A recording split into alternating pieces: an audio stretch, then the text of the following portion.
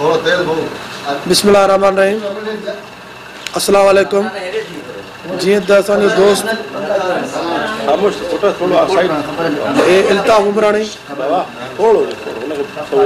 रस्ते ते वञी रहियो हो, हिनखे एएसआई असगर मग़ेरी रोकियो, हिनखे बीहारियईं, हिन तज़लील कयईं।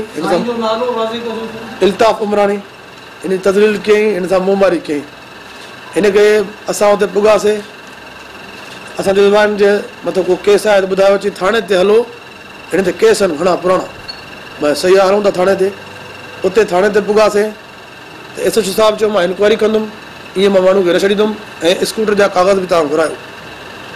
मां चयो सही आहे साईं, उहा तव्हां इंक्वायरी बिल्कुलु कयो। वरी इल्ताफ़ दान ॾिनी त मूंखां हिन 20,000 खसिया आहिनि, 20,000 खसिया आहिनि। मां हुनखे चयो 20,000 ॾियो त उते उहो चयो उन चयो त मां छा जा 20,000 तव्हां ॾियां, छो जा 20,000? तव्हां केरु थींदा? मुंहिंजा एसएसपी हो, तव्हां मुंहिंजा DIG हो। भई सही आहे, तव्हां SSP खे ॾिजो, ASP खे ॾिजो। असां हुते चुप कईसीं, हे हलियो वियो। उते SHO साहिबु हिन जी इंक्वायरी कई। 2 कलाक खां पोइ असांखे माण्हू बि ॾिनई, कागज़ जेका आहिनि बाइक जा उहे ॾेखारे, बाइक बि असांखे मिली वई। उन खां बाद असां ASP साहिब खे रिक्वेस्ट कईसीं, साईं तव्हां माण्हू त ॾिनो। वरी ASP साहिबु चयो सही आहे, मां पाण बि इंक्वायरी कयां थो। वरी ASP साहिबु सभिनी थाणनि जो रिकॉर्ड घुरायो, हे बेगुनाह थियो। असां हुनखे चयोसीं 20,000 साईं। ASP साहिब चयोसीं, हुनखे फ़ोन कईसीं, हुन 20,000 फॿाइण जे लाइ ड्रामो रचायो आहे। ॿी अहिड़ी काई बि ॻाल्हि न आहे। हुनजो ज़हनी तवाज़न ख़राबु आहे। पंहिंजे मामे जे होटल खे TV खे हुन गोलियूं हयूं, पंहिंजे पीउ खे गोली पियो हणे, हुन कार वठी ॾिनसि, चई मूंखे कार वठी ॾिनसि गोली हणंदोमांइ।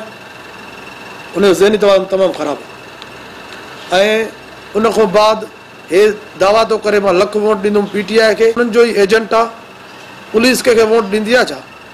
हे उन्हनि सां ई ॿधलु हुयो।